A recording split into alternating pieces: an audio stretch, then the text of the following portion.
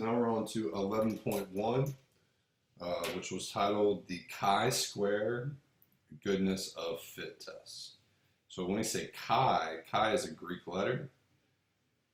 It's pretty similar to an X, but with a little rounded top, kind of like that. All right. So I'll just read what it says. It says the hardest part about chi-square test is identifying which one to use. Because there's actually 3 different types of chi-square tests that we can do. It says chi-square test can only be used on categorical variables. Okay, so only used in proportion cases, but not on quantitative variables, so no means problems for chi-square test. The idea of the chi-square goodness of fit test is this. We compare the observed counts from our sample with the counts that would be expected if the null hypothesis is true. The more the observed counts differ from the expected counts, the more evidence we have against the null hypothesis.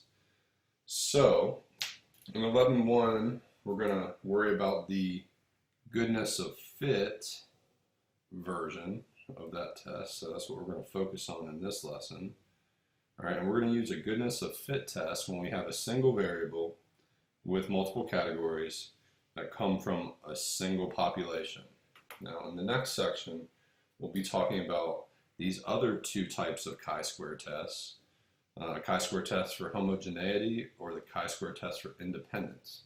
So in the case of independence, we're going to have 2 variables with multiple categories, but still just one population. All right, data comes from a single population. How that differs from homogeneity is that you have 2 or more populations, but you're only looking at one variable of interest with multiple categories. Okay. And you'll see when to use which one as we go through this. So, the steps for the chi-square goodness of fit test, and again it's called a test because it's a hypothesis test. Okay, we're going to state the hypotheses, just like we normally do. We're going to do a condition check. All right, we're going to do our calculations. Okay, and then we're going to make our decision and conclude. Okay, so it's the exact same steps. All right, now in the conditions themselves, all right, we still have to have randomness. Independence is just like before. But the last one, this is not normal. The data is not normal, okay, because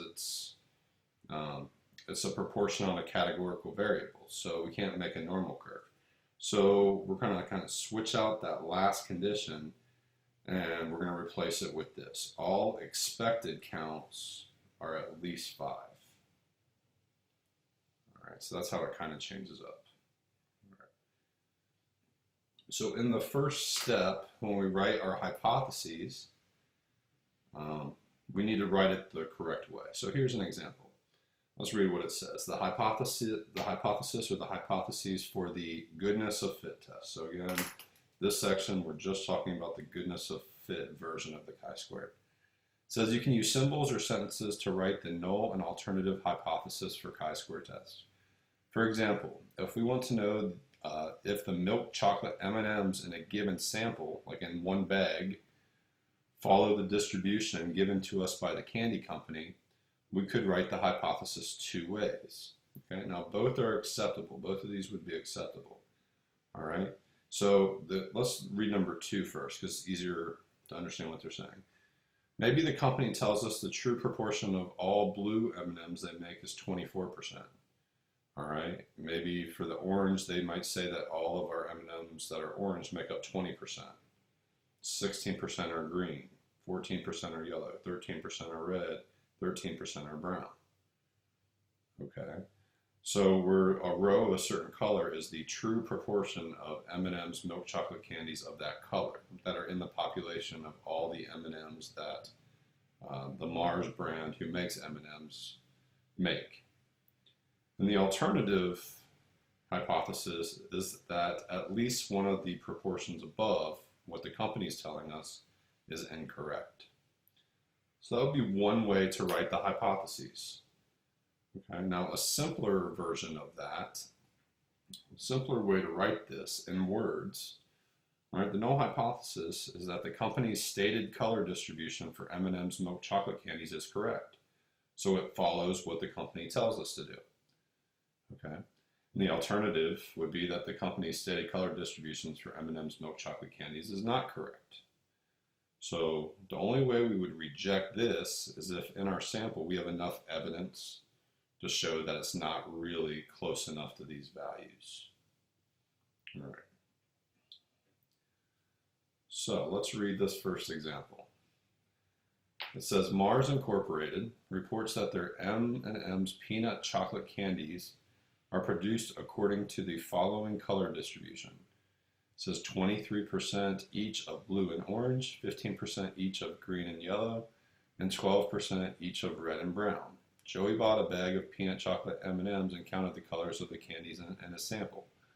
12 blue, 7 orange, 13 green, 4 yellow, 8 red, and 2 brown. State the appropriate hypotheses for testing the company's claim about the color distribution of peanut M&Ms. So we can write it very similar to either way that are mentioned above. All right. So my null hypothesis is that, okay, if we want to write it the easier way, the company's stated color distribution for peanut M&Ms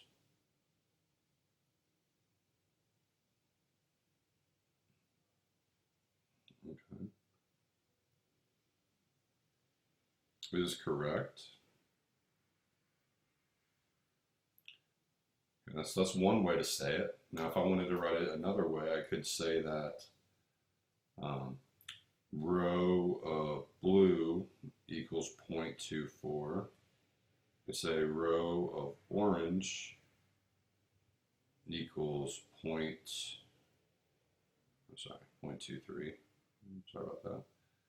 Row of orange equals 0.23. Row of yellow equals 0.15. Row of green equals 0.15. Row of red equals 0.12. And row of brown equals 0.12. Okay, so that's the second way I could write that. All right. And the alternative hypothesis, if we write it in words, all right, I can simply say the company's stated color distribution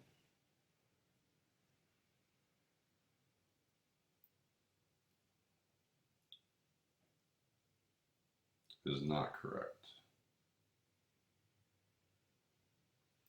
So that's how I would write it with words. Okay, if I'm going to write it the other way, I can say at least one proportion given in HO is incorrect. The only way I'm going to accept that, the only way I'm going to reject the null hypothesis is if my data supports rejecting it.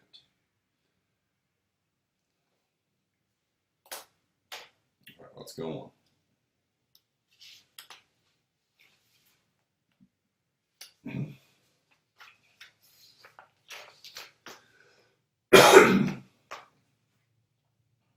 All right.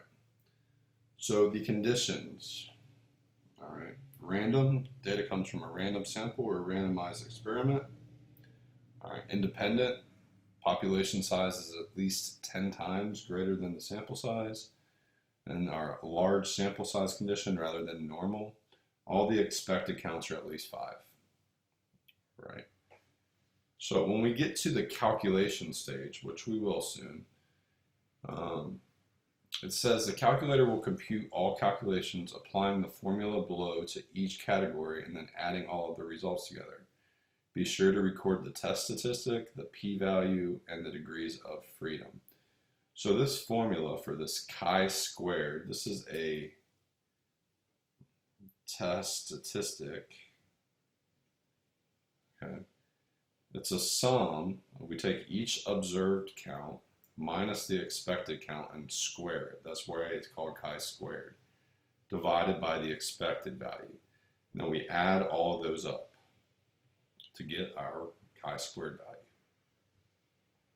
All right, and it gives you a little bit of calculator help here when we go over the goodness of fit test. It says put the observed counts into list L1 and the expected counts into list 2. The degrees of freedom are equal to the number of categories minus 1. And when you calculate the chi-square goodness of fit test, the calculator will give you the chi-square test statistic, the p-value, the degrees of freedom, and each contribution to the test statistic. So let's go through example 2 here. It says check that the conditions required to run the hypothesis test. So this would be our second step if we did the whole thing, random. All right. In the problem, it said Joey bought a bag of peanut chocolate M&Ms and counted the colors of the candies in his sample. So I'm going to say treat one bag of peanut M&Ms as a random sample.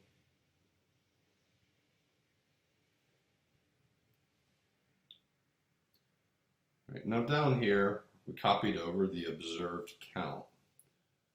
All right, so the next condition is independent. The next one is independent. So in this case, n has to be greater than or equal to 10n. Right, where n is the sample size. Well, let's add these up to get how many candies were in my sample. All right, I got 12 plus 7, all up to 19, plus 13, 32, plus 4, 36, plus 8, 44, plus 2, 46. So this 46 right here is equal to the sample size. All right, so what do you think on this? Is the population of all peanut M&Ms produced by this company more than 460? Well, I would hope so. Right? Otherwise, they'd only be selling about 10 bags of peanut M&Ms every year. They wouldn't be making any money. So, all right, so we're going to assume at least 460 peanut M&Ms made each year.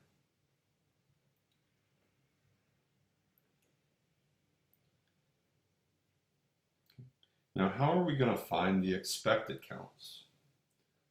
All right, if you look back at the problem, it told us, the company stated that 23% were blue. All right, these are the proportions that they gave us. They said 23% were orange. They told me 15% were yellow, 15% were green.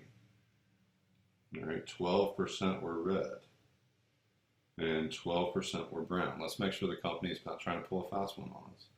Add these together, it should add up to 100% because there's only 6 colors. All right, 23, 46, these two 46, these two 30, so 76. Those two 24, 76 plus 24 is 100%. Good. So the way I'm going to find the expected is I'm going to take my sample size, 46, and I'm going to multiply it times 0.23. Because if the company was following through, all right, or if this was the true proportion, then we would expect a number close to 12 in that amount of bags. So right here, we're going to go 46 times 0.23. All right, so that's 10.58.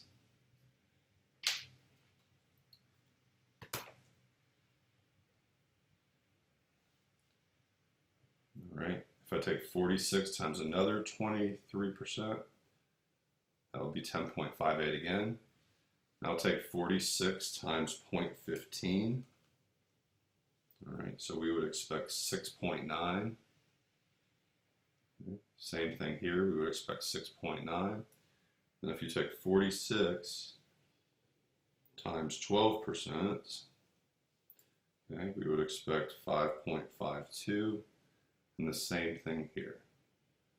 All right, the way you make sure that you did this correctly is if I add up all these numbers in red, all the expected counts, they should add back up to 46. So 10.58 times 2 plus 6.9 times 2 plus 5.52 times 2. Hit enter, and what do you know? 46. So it should match. It should match. Now, here's the thing. The closer the observed number is to the expected number, we expect these to be fairly close if we're going to believe the company's statement. The further these are away from each other, the less likely we are to believe the company. Okay, so it all comes down to calculations. Now to actually calculate, well, before we get there, all right, we have one more condition that we have to check, and that's the expected counts. Right, the expected counts. And when you go through this process, you have to display the expected counts. All of these expected counts are bigger than 5.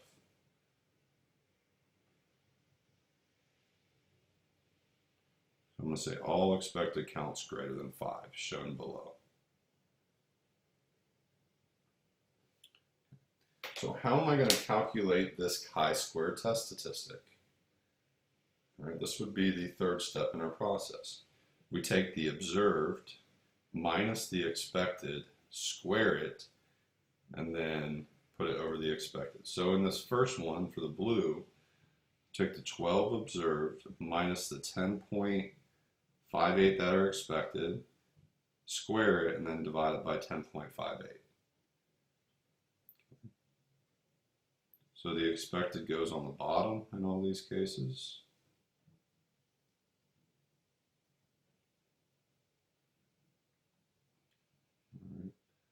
This next one will be 7 minus 10.58 in the numerator squared, 13 minus 6.9, 4 minus 6.9, 8 minus 5.52, 2 minus 5.52.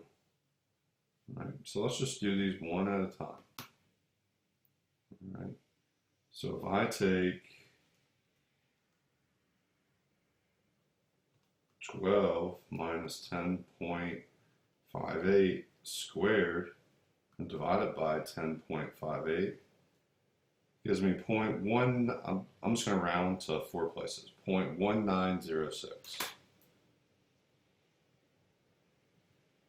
All right, plus, let's do the next one. Next one's very, very similar. The only difference is the 7.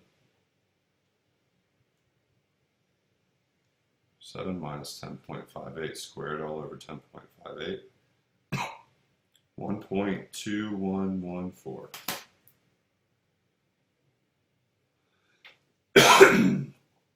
We're going to do the next one.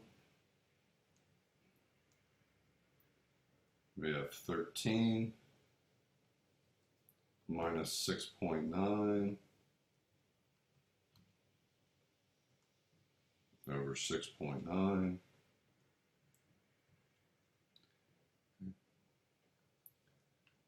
Thirteen minus 6.9 squared over 6.9, 5.3928.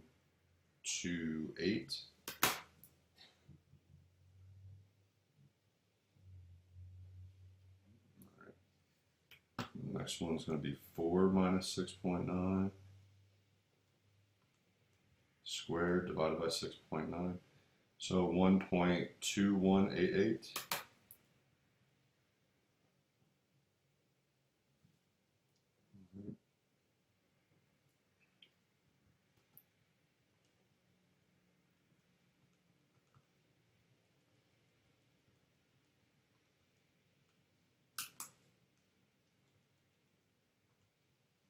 Eight minus 5.52 squared all over 5.52.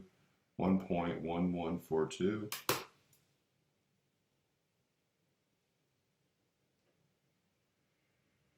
All right, and the last one, 2 minus 5.552 squared over 5.52, 2.2446.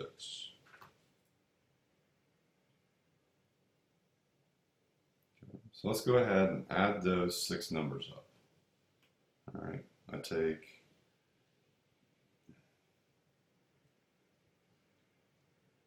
that plus a 1.2114 plus the 5.3928 plus the 1.2188, all right, plus 1.1142 plus the 2.2446. I do that and I get 11.3724. So my chi-square is 11.3724.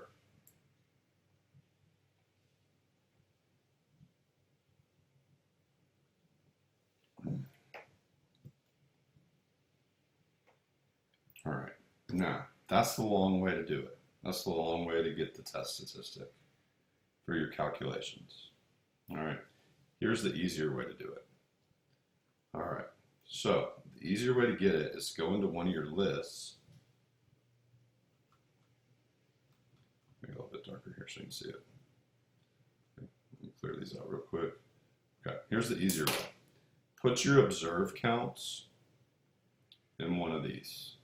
All right, 12, 7, 13, 4, 8, 2.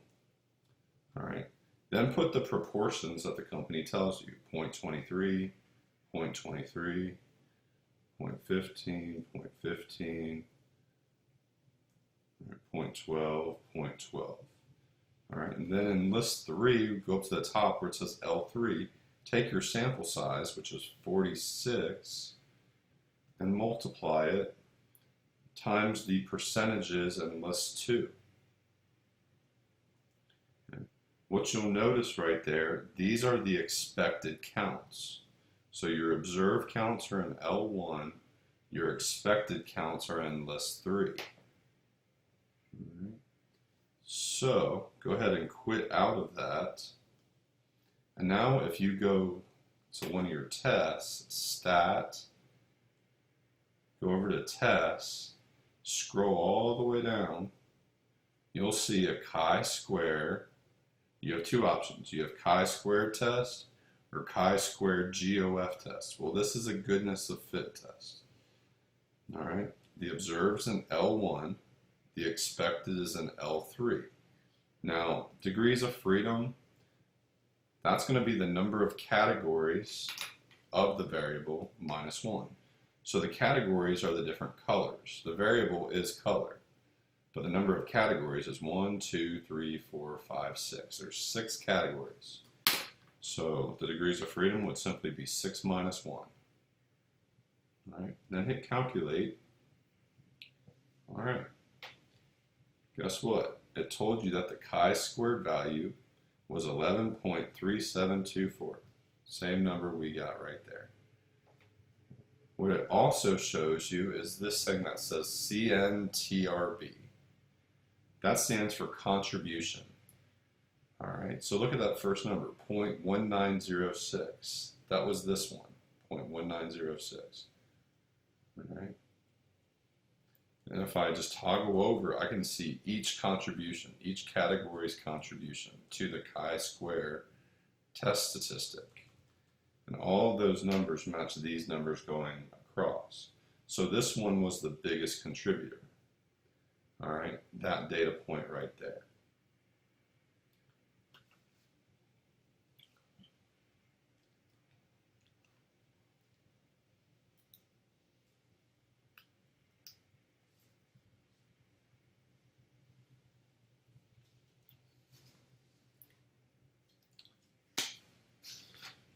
So now let's do part D here. So this first example is just getting us used to all the different steps. Calculate the degrees of freedom. Well, we have 6 categories, like we said, minus 1. All right, n minus 1, which is fine. Not n minus 1, just categories minus 1, excuse me. So the degrees of freedom is 5. It says, using table C, find a range for the p-value, and then find the true p-value using the calculator.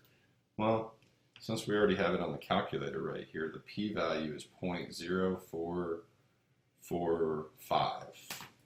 So when we do the chi-square goodness of fit test, it will give me the p-value, as long as I put in the correct degrees of freedom.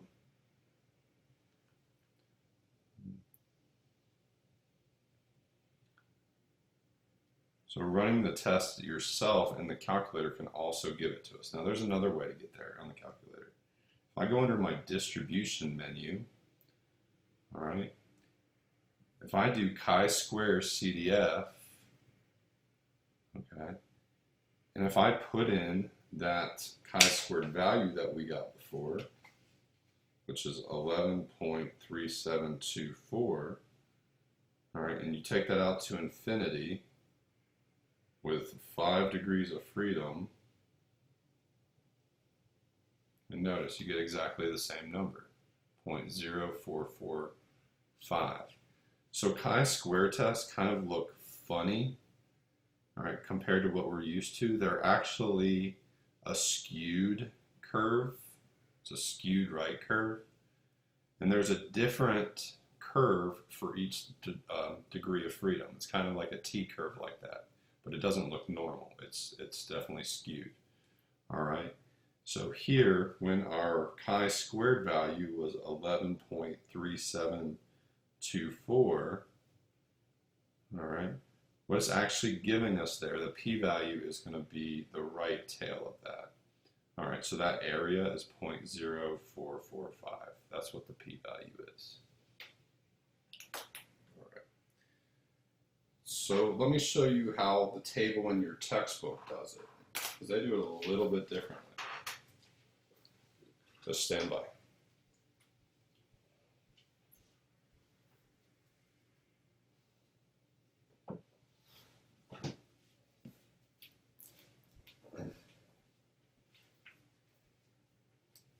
All right. I didn't print this out, so I'm going to have to pull open an extra textbook that I have.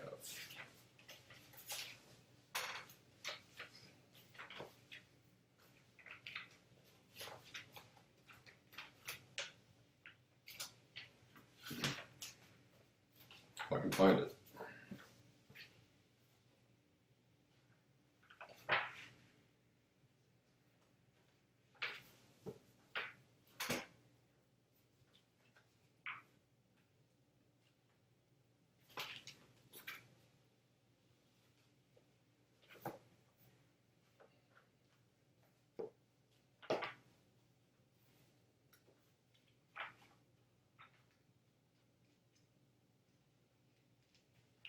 All right.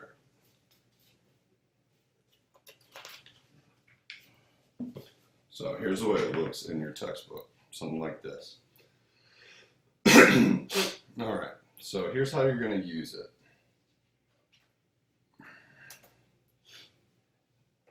So in our particular example, we had 5 degrees of freedom. All right, what we have to do is we have to take that across till we find a chi-squared, until we find 2 numbers that are upper and lower bounds for what we got.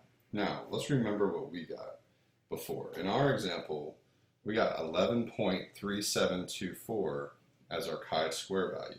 So when I take this across, I'm trying to find where 11.37 would fall. It would fall between those 2 numbers across the 5 degrees of freedom row.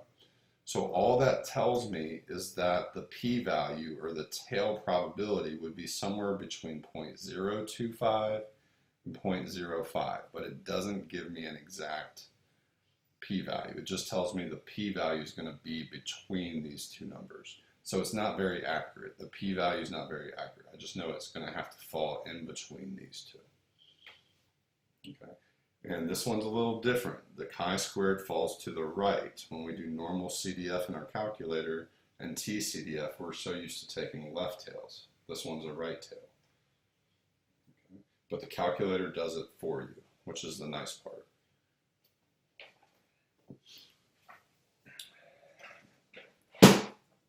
Alright, so in the book, the range is somewhere between 0.05 and 0.025, which matches our answer. I mean, our answer is between those two numbers, no doubt about that. It's just this is more accurate. Okay, much more accurate. And when we run the test itself, it gives it to us. We don't have to use that chi-square CDF command, but we can. If we use that chi-squared, the lower bound would be 11.3724. The upper, this curve goes on forever, is infinity. All right, and the degrees of freedom is the categories minus 1, so 5 in this case.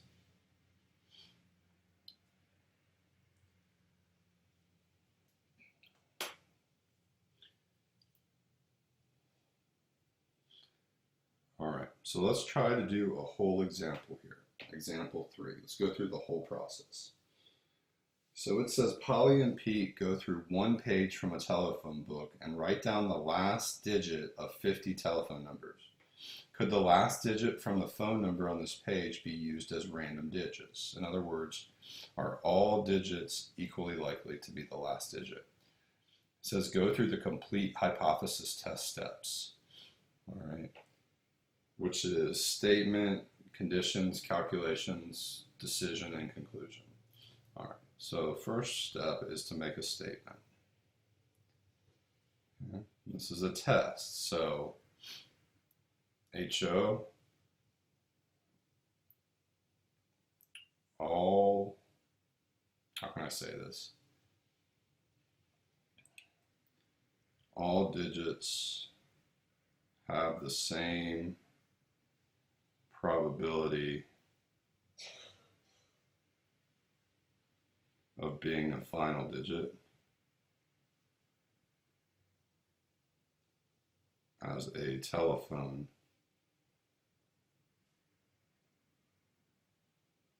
maybe we should say all digits 0 through 9 have the same probability of being a final digit with the telephone number.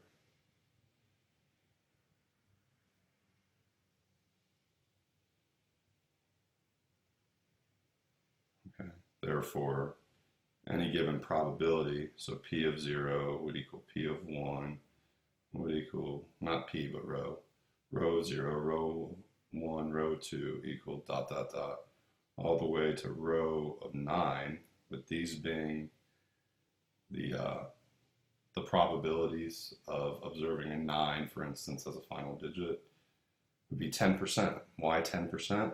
Because there's actually 10 digits between 0 and 9. 1, 2, 3, 4, 5, 6, 7, 8, 9, 10. All right, and what we're claiming is that the probability of getting a 9 as a final digit is the same as the probability of getting 0 as a final digit in a telephone number. Okay. And the alternative hypothesis, okay, is that at least one of the digits does not have a row of k equaling 10%. Okay, where k is just some digit. It can be any one of the digits. I know these are kind of hard to state. All right. Think about the best way to articulate what you want to say. It's better to use more words than less here. All right. It's better to use more words than less. So there's my statement. All right. Next step, I need to do conditions. All right. Random. Is there some sort of randomness going on here? All right, it says they go through one page from a telephone book. All right, so we're going to assume the page selected from the telephone book was chosen at random.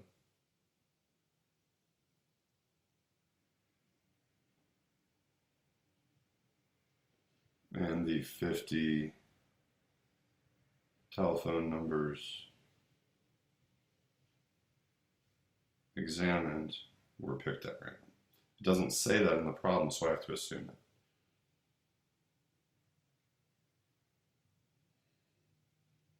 All right, we don't know that, so I'm going to assume it. All right. Next condition, we need independence.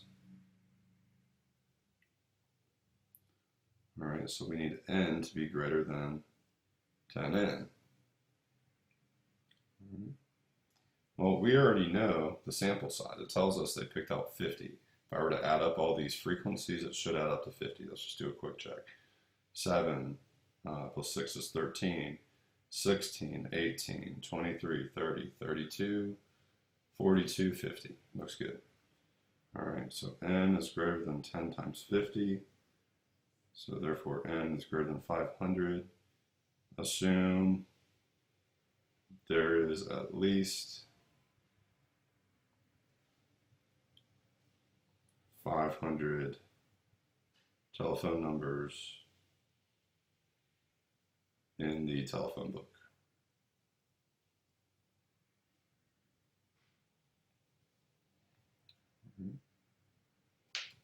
So, last part is the expected counts. All right. Well, we're assuming that all of these digits as final digits have equal probability. They each have a 10% chance of being chosen. So ask yourself, what is 10% of 50? Hopefully you could say, okay, so here, these are the observed, the expecteds, okay, so what's 10? So if I were to add up all of these, okay, that would be 50, all right? If I take 10% of 50, it's 5. If I take 10% of 50, it's 5. So on and so forth. All of these expected counts are all 5. Okay. They're all 5. Because 10%, they're all 10% of 50. Okay. So we can say all expected counts at least 5. All right. Next up, we're going to do calculations. And this is called a chi-squared goodness of fit test. Now it doesn't give us an alpha. So before we actually put the numbers in, we should pick an alpha. All right, that doesn't have to do with anything medical, so 0.05 would be fine.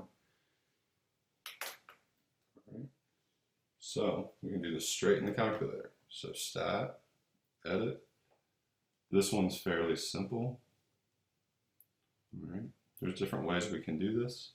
All right, let's just put the digits in there for clarity. Not that we're going to use them. So those are my different digits. Now I'm going to put my observed frequencies, or my observed counts in list 2. So 7, 6, 3, 2, 5, 7, 2, 10, 8, 0. Okay. You could put the percentage for each one in there if you want. Okay. For each one, it's 0.1 or 10%.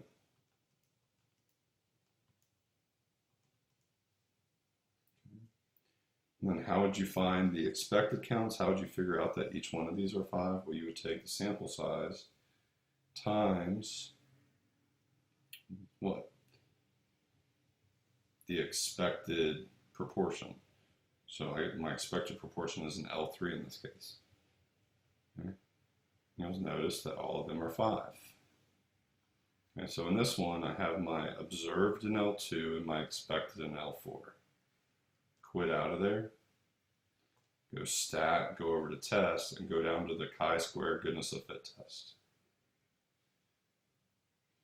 Okay. My observed are in L2, my expected are in L4.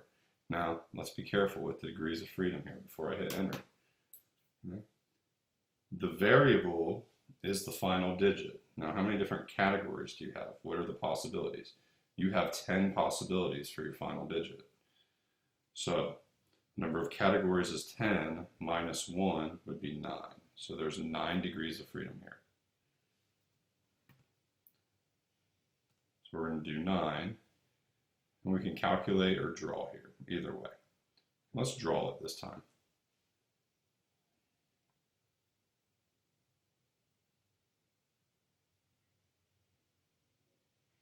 Okay, so they're going to draw in a chi-square curve for us with that many degrees of freedom.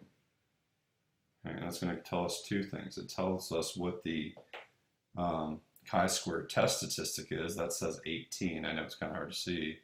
It also gives us the p-value, 0.0352. So if you couldn't quite see that clear enough, let's just do it the other way.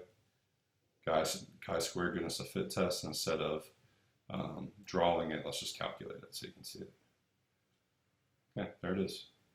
This one's nice, has a nice chi-square value. Okay, it's just an integer. They're usually not like that. All right, chi squared equals 18, and the p-value equals 0.03517.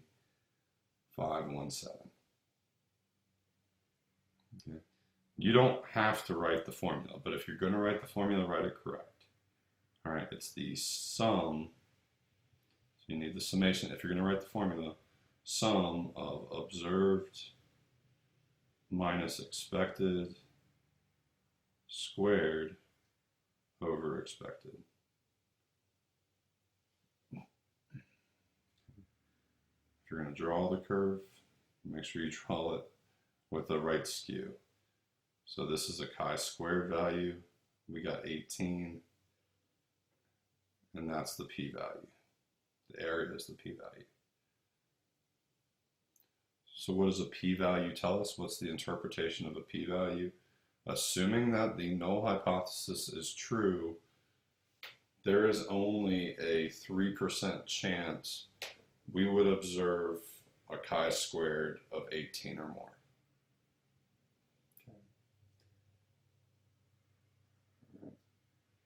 Okay. So the important parts on there are the test statistic itself. That's the test statistic in this case. Okay. And then the p-value. Those are going to help, and we already set aside our alpha before we got started. Step 4, we're going to make a decision. All right. Here, this p-value is smaller than the alpha. So p-value is less than alpha. When the p is low, we reject the hoe. All right. So if we reject, we can get rid of that, and we can go in favor of this, the HA. All right. So my conclusion, there is sufficient statistical evidence at the alpha equals 0.05 level to conclude that the last digits, or last digit of telephone numbers in a telephone book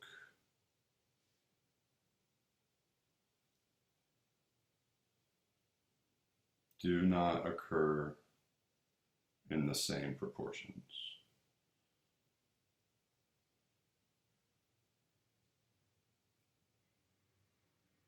Or same proportion.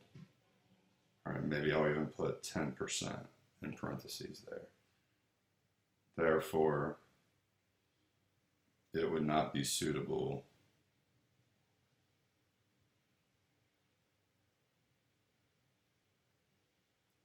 to be used as a table of random digits.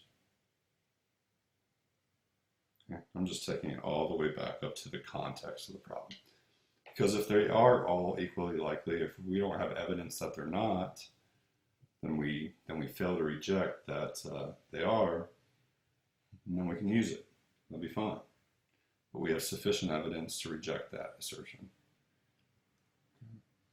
So that's a full one. That's a full chi-square test all the way out. All right. So it never has, the actual calculations themselves always have to do with the counts. Okay, it's never actually with the proportion itself. It's not with the 10% in this case. It always has to do with the physical counts of people or things within that category.